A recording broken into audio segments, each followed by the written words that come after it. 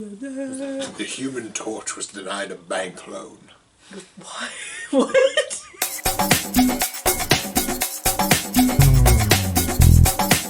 Hi everyone and welcome to Ameritrashtalk. I'm May. I'm Josh. And this is our board game diary for the month of January.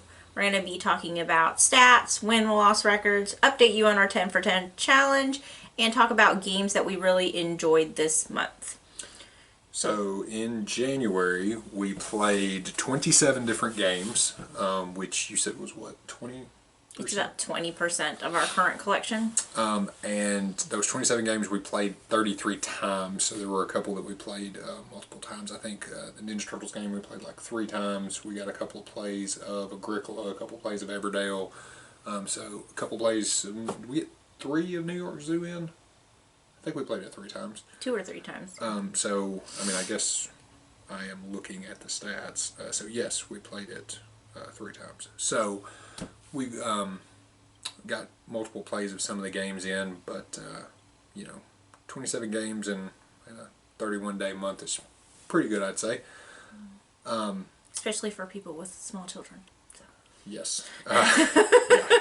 A lot of doubling up on the weekend nights. So, the record for the month, do we want to cover the win-loss, or do we want to just skip? It's fine. It's fine. I'm a sore loser, but not that sore. The win-loss record was, I had 17 wins, and... At 11. Get 11 wins. Does that add up right? That doesn't add up right. I must have logged something twice, or I logged like an independent play, like a solo game. But Josh did win more than me this month. If I were to... No, because we played Legendary. That's what it is. We played Legendary a couple of times. That's and those what it wouldn't have... is. Yeah, we played some deck builders. There were losses for both of us, and no wins. Yeah. Yep. Cooperative games. Yep. That's the issue here. Yep. Stinking co-op. So... Okay. So... Do you want to cover the 10 for 10? So the 10 for 10 challenge, we logged 13 plays towards our 10 for 10 challenge, with TMNT, or the Teenage Mutant Ninja Turtle game, being the most that we played, and then followed by probably New York Zoo. We played New York Zoo, Agricola, and Everdale the same amount of times, twice each. And almost we played New York Zoo back to back, because it's not a very long game, because we play the shortened version. So if you've never played before, it's a polynomial, something else. It's a number. It's a Tetris style game where you lay all the tiles out. Well, there's a variant in the box where you make the game shorter for 2 players, where you go ahead and put some of the tiles out and you don't have to go all the way around. And it makes the game significantly shorter, to my understanding. We've never played it any other way. So we played those pretty much back to back. Yep. Well, and it's kind of a good starter 2-player. Like, you can play it and then play something a little heavier, or play it after as kind of a cool off game. I feel like it's fine for that. Yeah, it's thinky but not too thinky. Yep. But that's where we're at right now. We think that's pretty good, considering all of the games are kind of long, with the exception of New York Zoo is probably the shortest game that we put on that list, because we didn't really think it through. In fact, one of you brought that up in the comments, that you picked long and short games, which was smart of you. Yeah, good on you. Yeah. Good on you. We should have really thought that through. But we're ahead right now. As long as we play 10 plays a month, we would be done early. I don't know, a couple of those plays of Ninja Turtles you kind of ran me pretty short. So that was, that can be fast, Whoops. So this month we had a couple things. No, we actually got more new games than we had intended to. I'm sure none of you have ever had that problem. But we got our first 2 roll and rights, which are actually right here close. We got New York Zoo. What did I just... No, New York, it's not a roll and right. We got Welcome To and Railroad Inc., the red box, because volcanoes. What'd you think? So, I really we've played Railroad Inc. more because it's shorter, and what I will say about it is you can see how small the box is, and it's magnetic.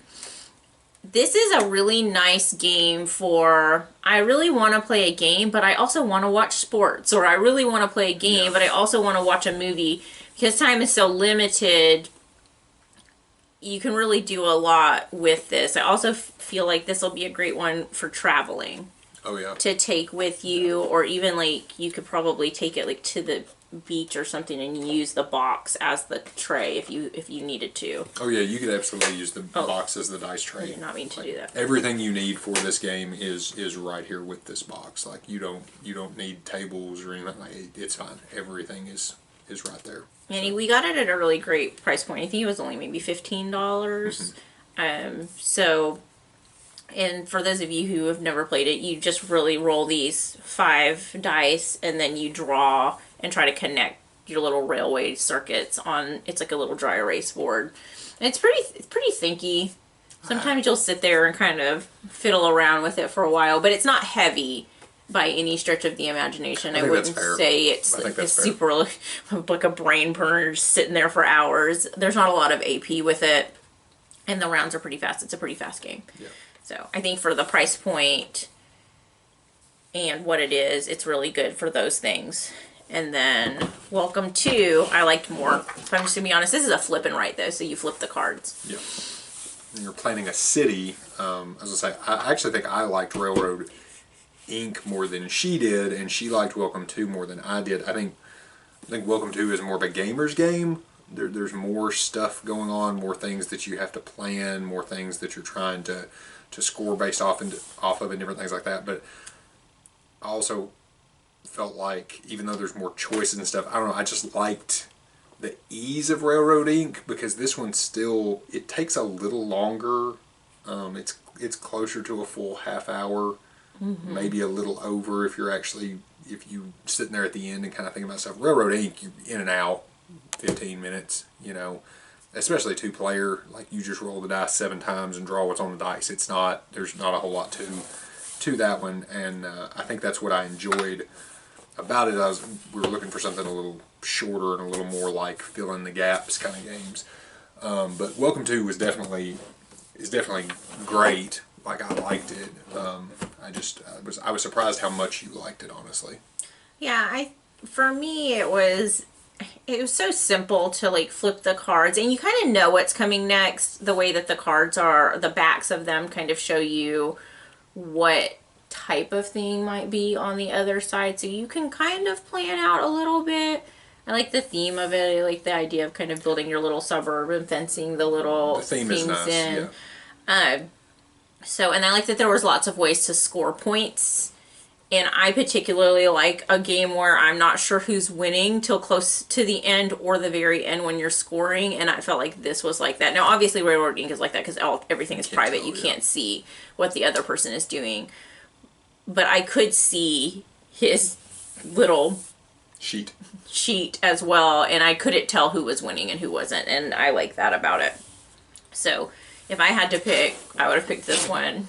If we were not getting rid of either of them, but if I had to pick, I like this one more. Cheaper, faster. But it's both great though. Both great. Yeah. Both great. Would recommend. That's not a complaint on either of them. If you like any of those things that we just said, obviously, if you're not looking for something super light with dice, then don't get that game.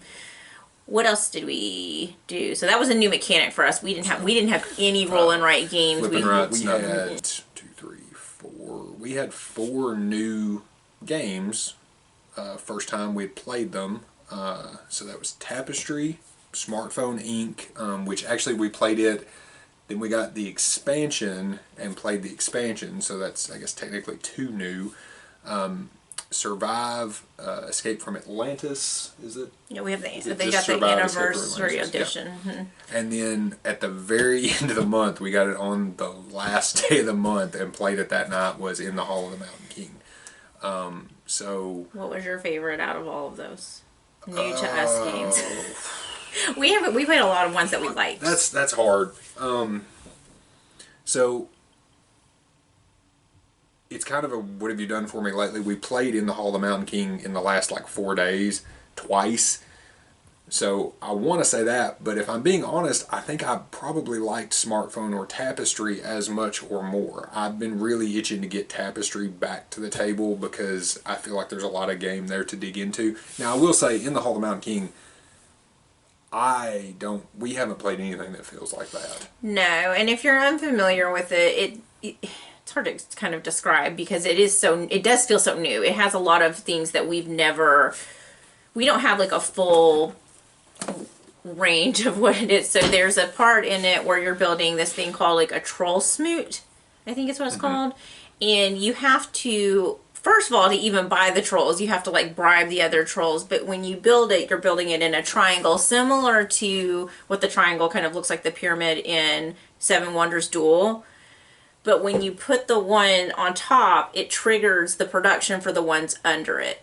But it only does it when you lay one on top and only if those things are empty. So you get so few, it's such a finite amount of resources. So essentially you get the trolls to gain resources, you use the resources to dig tunnels, and you're trying to dig closer to the center of the mountain and place statues closer to the center of the mountain to score. But yeah, it kind of has, and I equate the feeling kind of to Everdale where it's deceptive. At least for me, this is the feeling I get from both of those games, is when you first sit down to play them, especially your first impression, you feel like, oh God, I'm not going to be able to do anything. Mm-hmm. Like it's so hard to get resources. That's how I felt the first time I played Everdale, the first rounds. And then as you go on, you see, oh no, this really ramps up. And if you can trigger it right, you can actually get a ton of crap in a couple of turns, and you can really kind of get a multiplier going with your ability to do things. So I don't know. It's hard for me to say. I really, Smartphone Inc. was so good and so much of a surprise in terms of it being short. You have to grab it. In terms of it being short, well, not short, but shorter than I expected. And so clean, but with a lot of depth to it.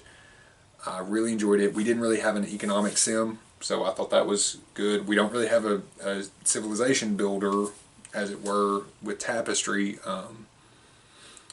So that theme was another one that, I mean, I think they were all new themes. The mechanics were all kind of new.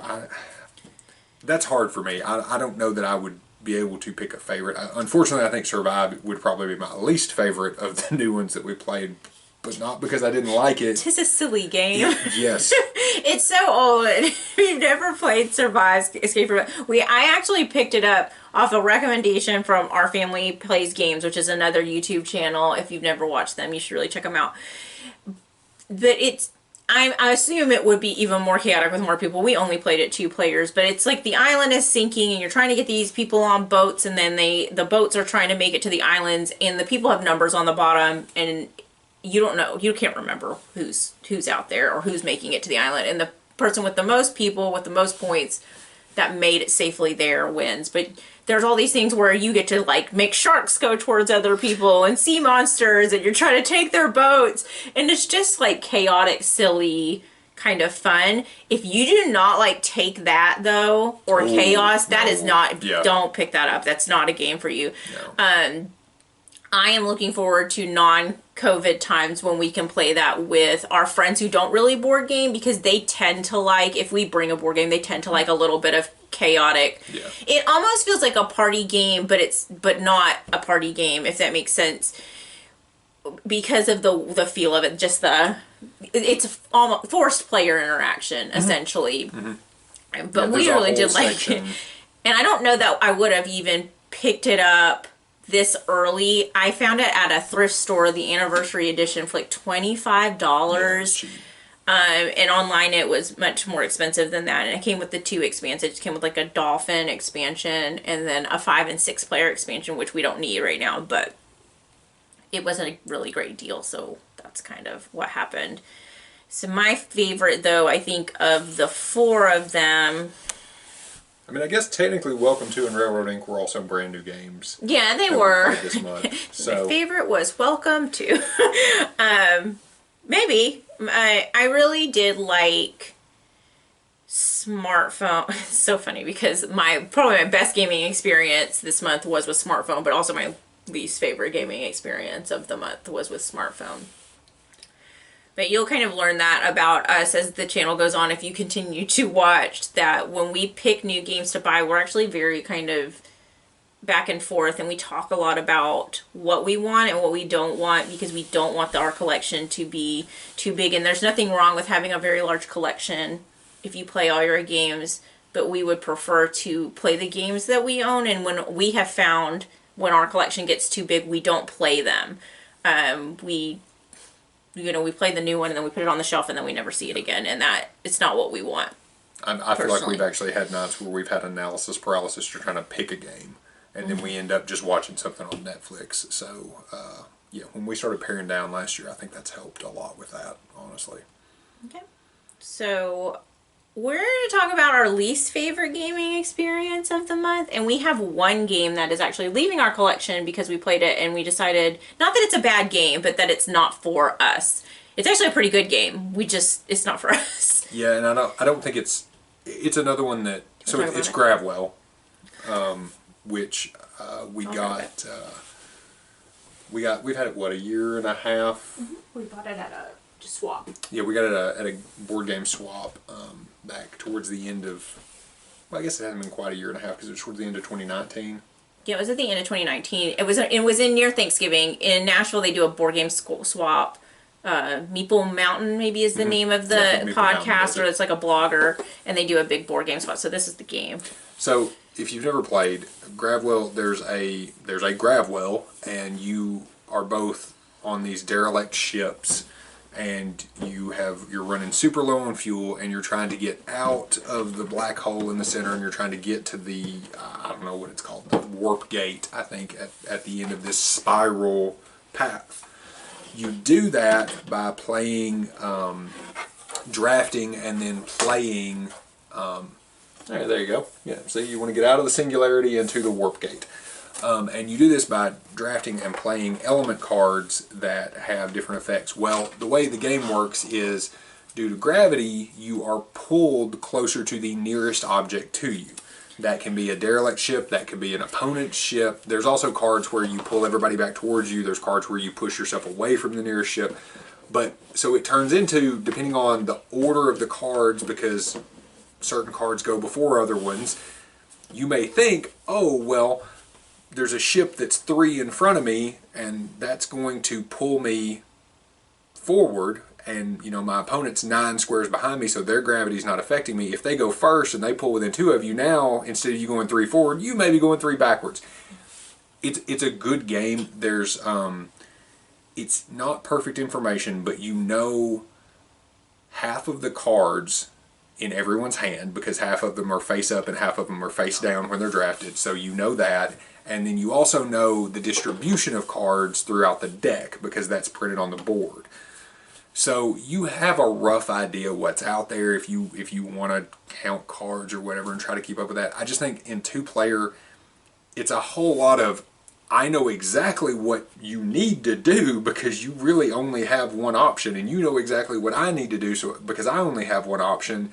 And then it just becomes a paper, rock, scissors game of, do I have that in my hand or not? And if it wasn't one of the cards shown, it's really just a 50-50 guess. So it turns into a lot of slingshot past somebody and they come back, or if you just happen, like the one time we played it, I happened to get 2 cards face down that she didn't know I had on a turn, and it shot me way past her. Mm-hmm. It just doesn't, the choices are there and they are satisfying. I don't think it's good 2-player is the biggest thing. And because we play primarily 2-player, even when it's not COVID times, we primarily play 2-player games. Even when we're not playing together, and I only normally play with one other person. So to have a game in our collection that's not quite a party game, like it doesn't go to 6 players, no, but it doesn't play well at 2 players, just doesn't make sense for us. So we're gonna let it go. We'll probably give it to a new home, to somebody that we think will appreciate it. It's alphabetical, so it's like if I play an A and he plays a Z, I get to go first. Doesn't matter what's on the card.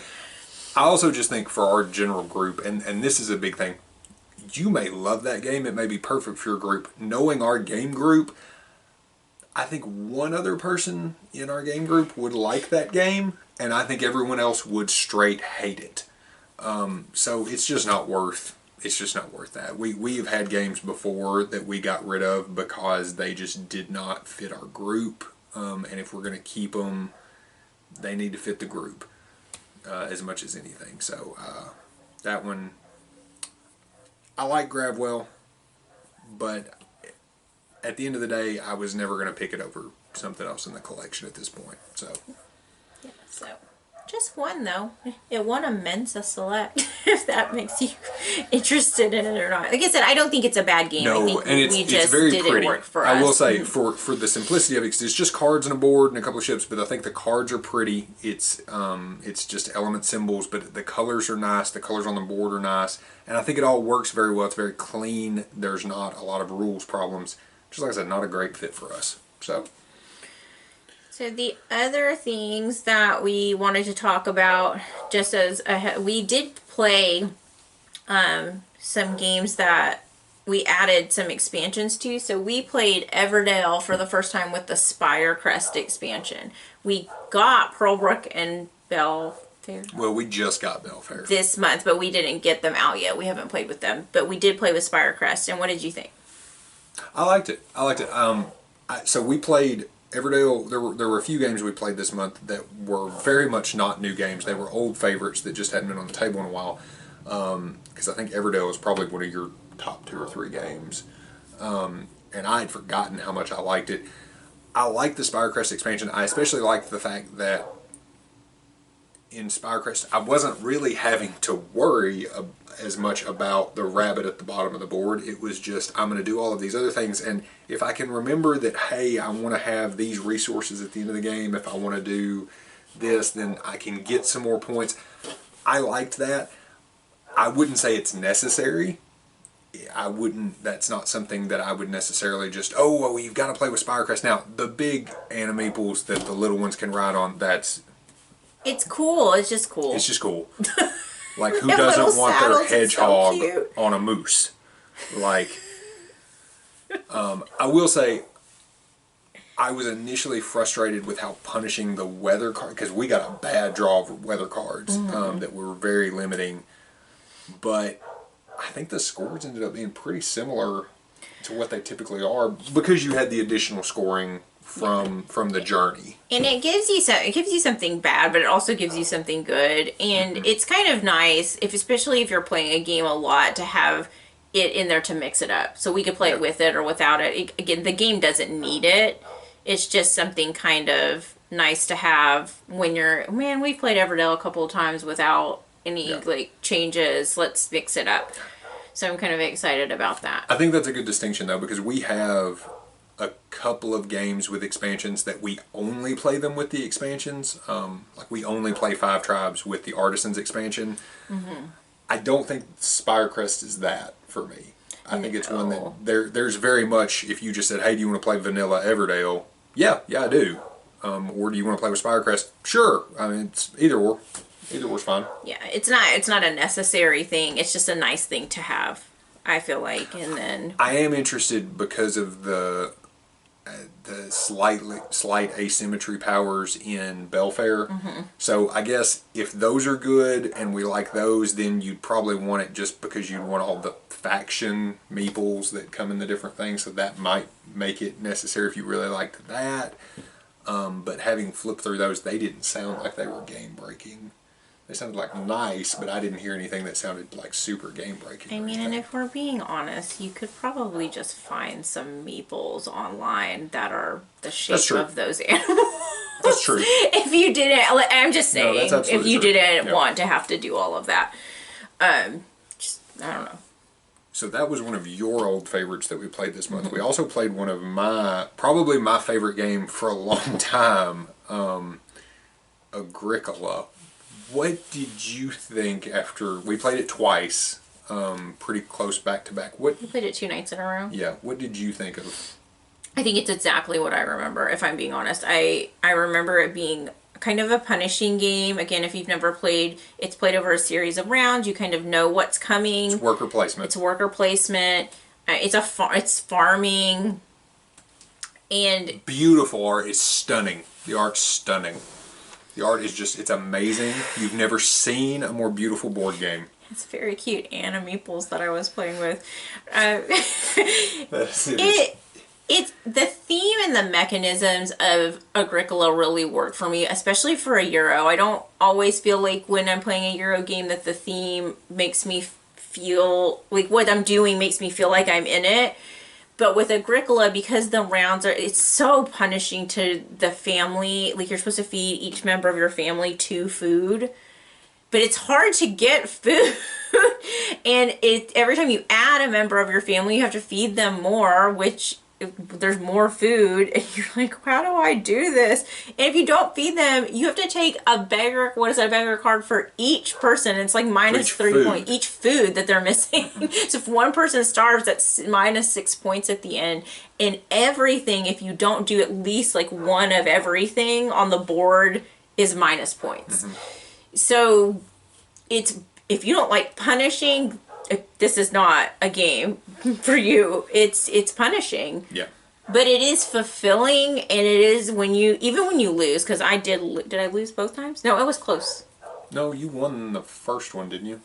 No, I didn't. Remember, I did the beggar card wrong at the beginning or something like that. Anyway, Josh won them. But because I had my little farm, I still felt satisfied, and I am a sore loser. But this one doesn't make me feel as bad when I lose because I did a thing. I like games where my decisions feel like they have weight and where they matter, and in this one they definitely do, because this is a game where more than once I just need this one thing and someone will take it, and now it's, well, I've got to pivot. But everything, because you're trying to, like she said, you at least dip your toe a little bit. You can take a -1 if you're going to score the maximum amount on something else. Like if you want to weight that option and you want to do that, that's fine.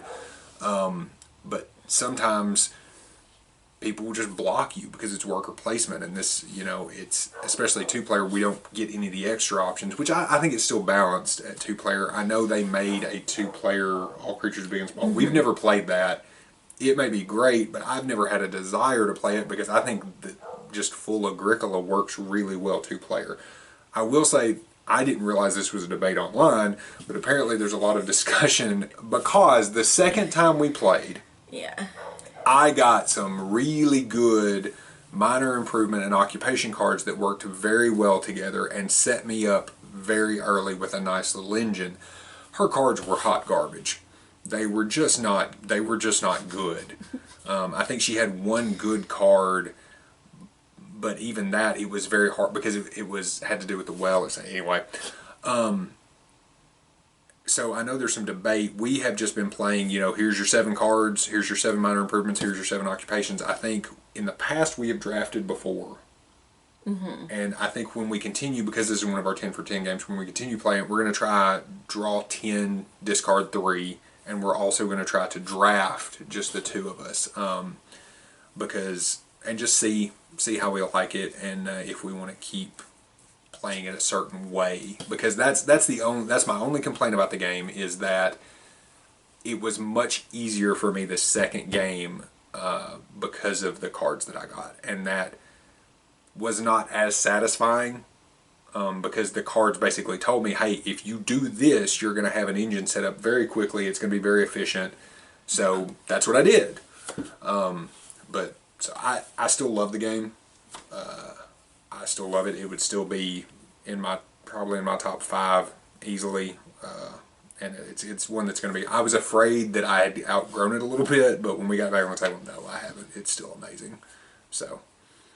We'll wrap it up with the game of the month. Yeah, what was your favorite game that we played this month?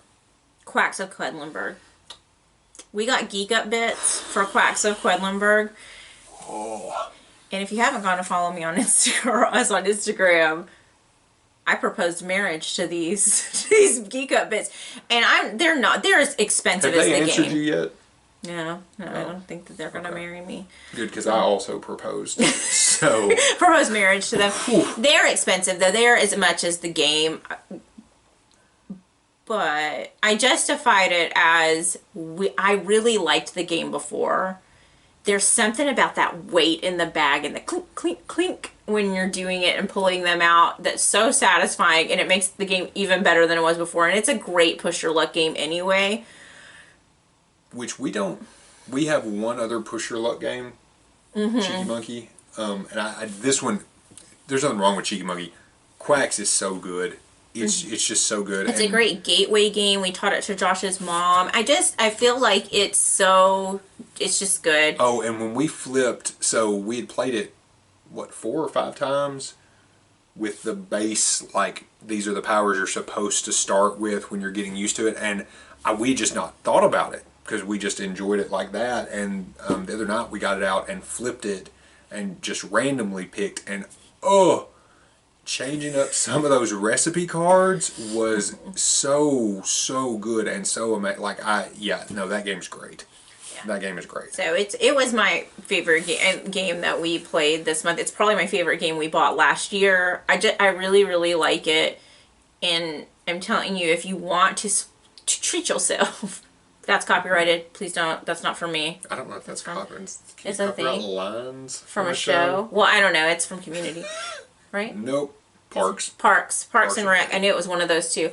Parks and Rec. So, but I just get them. They're great. They're nice and thick. The problem is now, we can't. I'm like, I want the Herb Witch expansion, but I don't have to buy the Herb Witch bits because they're also expensive. Like I said, they're the same price as the game, basically. Yeah. But that was my game of the month. Mine was Teenage Mutant Ninja Turtles Shadow of the Past. I am...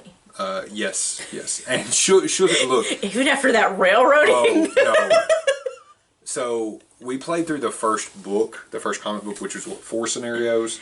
Yeah. And she won 3 of the 4 scenarios. As the villains. Because I think her being nice, she let me play as the Turtles all 4 times, and we're going to switch it up this next book, though, right? I don't care. I love the Turtles. We've had this game for a while. We had played the first scenario 2 or 3 times, intending to get started on it, and then just never played the second scenario, and we'd come back and go, well, we probably need to play that first one again. And we played with some different groups. I really liked it, even though you can ask, I was very frustrated a couple points. My dice just hated me a couple of those games. But I feel like that also made it much more satisfying. The only game I won was the very last one, the very last scenario where you're trying to, I don't think there's spoilers on a game this old, where you're trying to prevent the Foot from getting this package shipped out. So I was able to destroy it before they could get it. But I was able to do it, I think, the last turn. Mm-hmm. I think one more turn you would have won. So it felt, in a weird way, that it felt really balanced, because if I'd just been able to run over and do it in one turn, that wouldn't have felt satisfying. There was a lot of tension. I had one turtle that was down, another turtle that was about to die. It was really good. This is a very Ameritrashy game. It's a lot of luck. There's lots of dice and card drafting, and we're not drafting just card flipping. Like, you just have a hand of cards when you're the villain. I will say, weirdly enough, the last game is the one that he won, but it's actually the game I had the most fun because I got to be different. Like, the first 3 scenarios, you're really only like the street thugs or whatever, but I got to be like an actual mutant and, old hob. And that was fun for me, and I can't wait to paint the miniatures. So that'll be fun, a fun thing to do. Yep. That's great. February, our plans in February. That's how we're gonna wrap it up. What do we want to play in February? Well, more the 10 for 10 games. Yes, but other than that, what do you want to get to the table in February? Tapestry. I want to get Tapestry back to the table. I want to get Everdale, because we have the expansions, back to the table. And I want to play another book of Ninja Turtles, essentially, because I really, if I'm being honest, I kind of want to rush through this box and get to some of the stories in the other boxes, especially City Fall, because that is one of my favorite storylines. So I'm really excited to play that. But what about you? I want to play Gloomhaven, Jaws of the Lion. So we have a very small Shelf of Shame. We have Gloomhaven, Jaws of the Lion, Root, and the crew. And if you can tell anything about those games, 2 of them are games that are not really supposed to be 2-player. Like, The Crew is not technically a 2-player game. You can play it 2-player with, I think they have like an Automa or something. Somebody just told me this. We thought it was a 3-player game, but we just went ahead and got it for later because everybody said it was so good. And then Root, we ordered the Clockwork so that we could play it 2-player because that's supposed to allow it to be 2-player, but it didn't come in yet, so it's kind of just sitting. It's been delayed for a while. Sitting and waiting. But I've been playing Root on my phone, and so I really like to play Jaws of the Lion, maybe Root. I'm not particularly concerned with The Crew. I know we will play that once we can be with people, so I'm not like jumping or itching to get to that. But those are the 2, and I want to play more Quacks. More Quacks. I can get behind getting Jaws of the Lion. I could get behind getting Gloomhaven to the table. So that is it for us. Please tell us some of your February plans, or what you played in January. What was your favorite game that you played? How'd you do this month? Did you play a lot of your collection? None of it? Yeah. So excited to hear from you. I'll see you next time. Later. Bye.